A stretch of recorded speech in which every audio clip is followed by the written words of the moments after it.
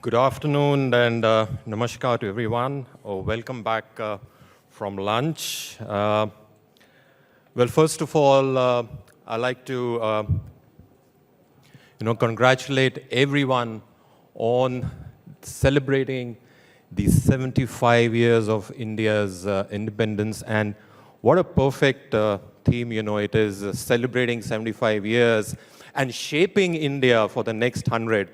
And when we say celebrating India, for the 75th year of independence, it reminds me Azadi Ka Amrit Mahotsav.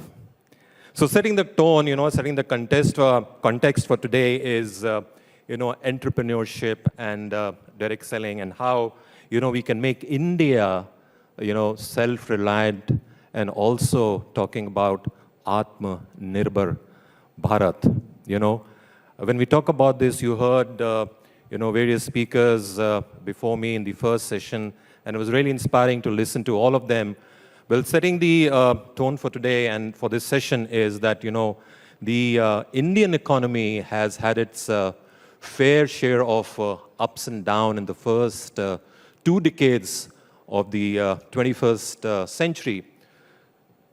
Through it all, we have understood that there are opportunities present out there which we will be able to capitalize on, and given we create the right socio-economic climate in our country.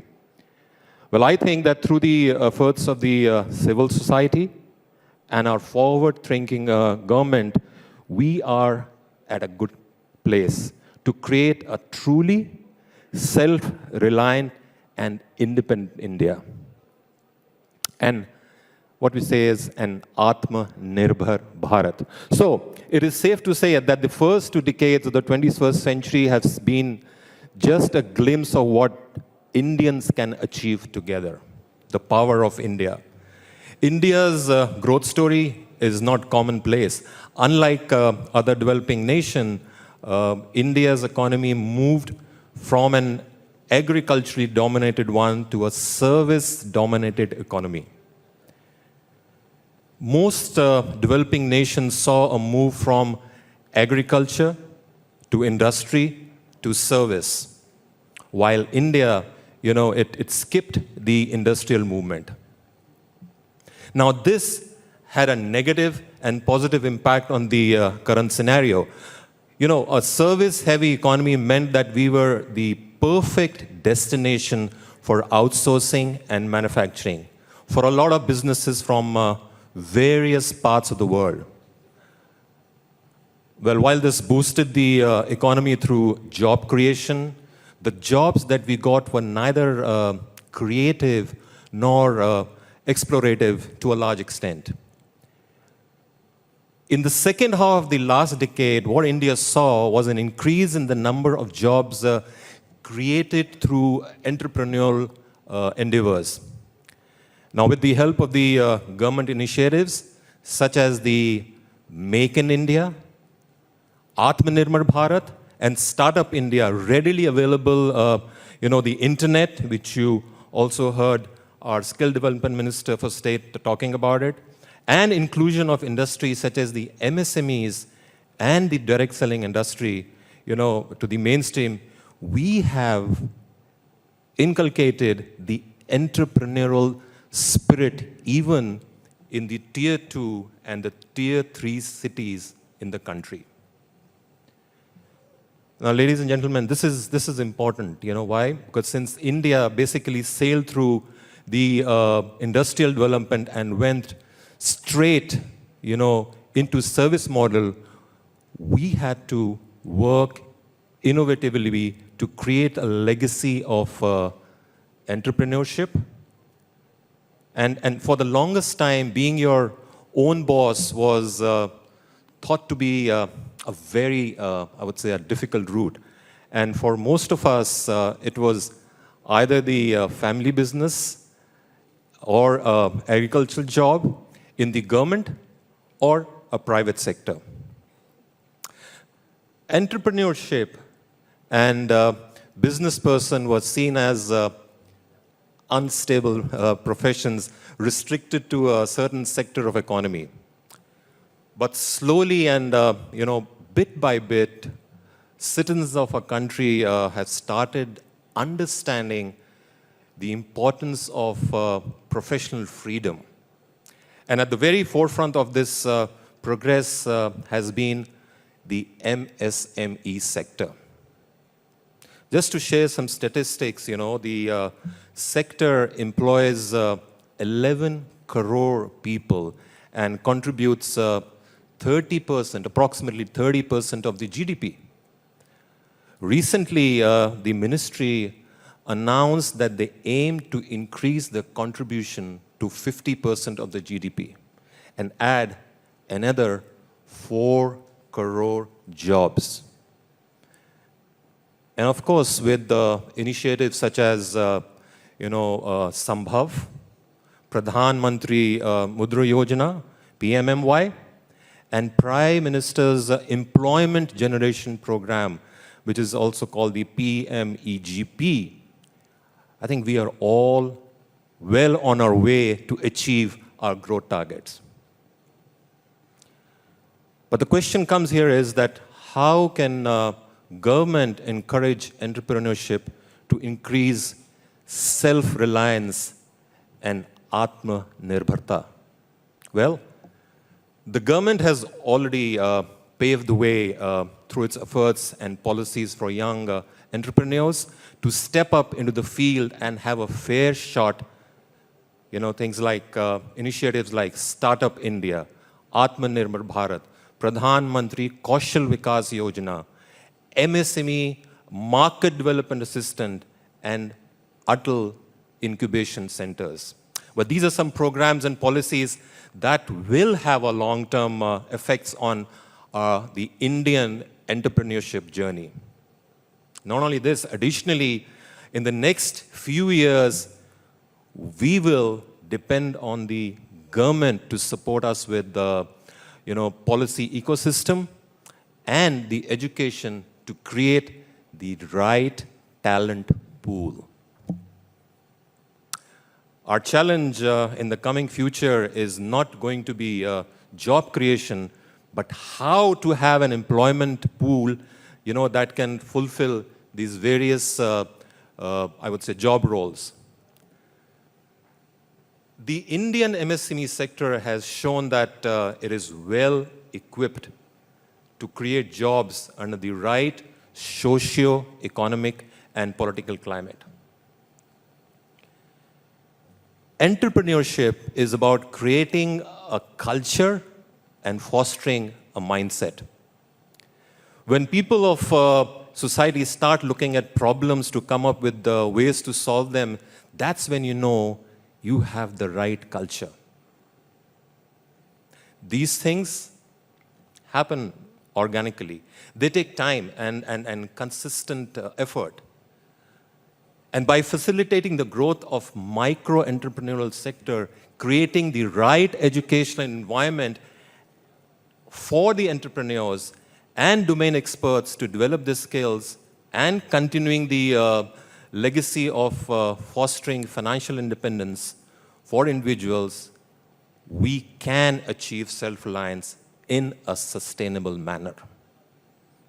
When we talk about sustainability, that is what is important. A sustainable manner, whether it be the businesses, whether it be the growth, it has to be sustainable, and that's what is important. My company's approach, Herbalife Nutrition's approach, has always been to holistically contribute to the markets it operates in. You just heard that in India, we have completed 22 years. In fact, it's today we completed 22 years in India. We're celebrating 22 years today in India. And through the entrepreneurial opportunities under the direct selling model, we empower people towards self-reliance and independence. The Tier 2 and Tier 3 are filled with people of high potential, and they don't necessarily need to move to bigger towns and cities to be successful today. Technology at large and the internet specifically have made it possible for people to start working for better tomorrow from where they are. The Tier 2 and Tier 3 face capital generation issues in the coming future. The movement of capital from Tier 1 to Tier 2 and Tier 3 will ensure lesser migration to Tier 1 cities and help our society in achieving equal objectives, creating a synergy between the different cities that exist in India. You know, Indian cities, irrespective of the labels we thrust upon them, are full of potential. Trust me, they are full of potential. And they are brimming with ideas and solutions. But what we need to look at is decentralizing the cash flow from metros to Tier 2 and 3 cities. That will democratize the cash flow and reach more money in the hands of the people. Now, in this phase, especially in the post-pandemic world, we need to channelize our energies towards building a microeconomic environment so that there is less pressure on the metro cities. And we can look at organic and holistic growth of our country and our countrymen. You know, all one has to do is to reach out and avail the bright opportunities these cities provide. We aim to unlock the potential of the smaller city spaces through our outreach programs at Herbalife, through awareness drives, training activities. These are some of the activities which we do. And through our concentrated efforts in smart cities, such as, just to name a few, you know, like Shimoga, Madurai, Nagarkoil, Ranchi, Cuttack, Mysore, Thiruvananthapuram, Vadodara, Varanasi, you know, we aim to drive self-reliance and entrepreneurship at every level. We all went through these challenging times of pandemic and learned a lot. It's been tough. It's been a tough learning experience for all of us. As an industry, though, you know, during this period, this was a trial by fire. The organizations that have weathered the crisis have been founded on deeply personalized customer experiences, relevant and well-researched products, and, of course, innovative technology. The pandemic, you know, forced us to evaluate what works well for our markets and our distributors. What isn't relevant any longer is that, you know, we had to adopt and adjust very quickly to deliver results on the ground. What mattered was at the ground level, the bottom-up approach, you know. We are still, you know, I know we are still coping with the personal and social losses which we faced during these tough, challenging times. And my heart and everyone's hearts goes out to them. But during the pandemic, you know, we had two clear objectives. The first was to contribute to support the nation in its fight against this disease.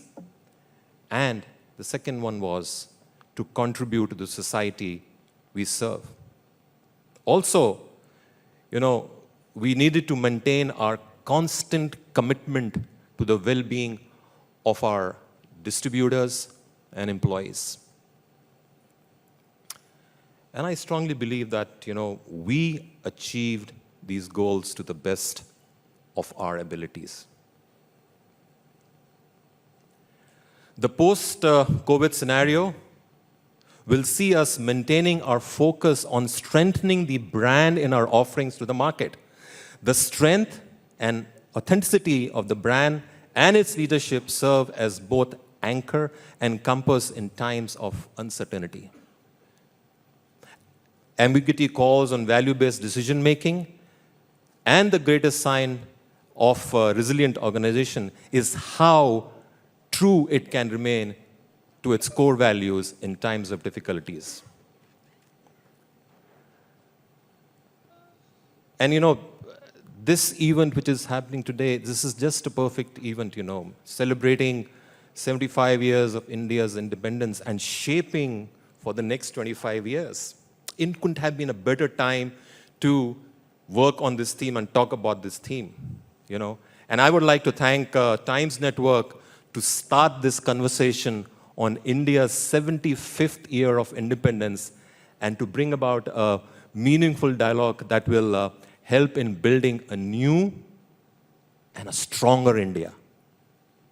And recognition to the direct selling industry in building entrepreneurs who are proud to contribute to the country's growth in every way possible.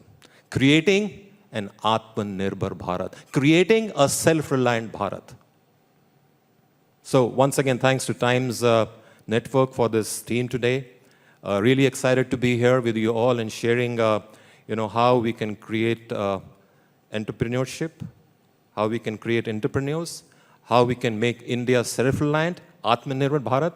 So with that note, thank you to all, and Jai Hind. Thank you so much.